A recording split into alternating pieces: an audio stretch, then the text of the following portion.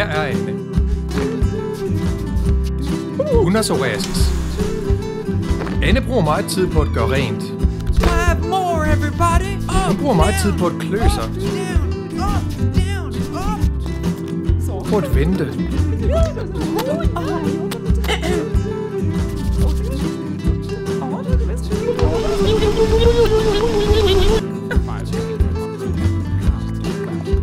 Anne bruger meget tid på at have det dårligt med sig selv.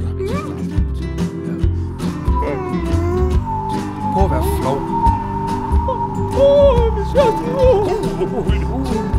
Det kan den rigtige psoriasisbehandling sætte en stopper for. Her er Anne igen. Hendes hus er helt rent. Nu bruger hun tid på at danse.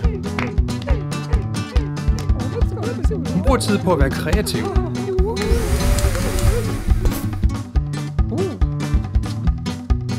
Nu bruger hun mindre tid på at have det dårligt med sig selv.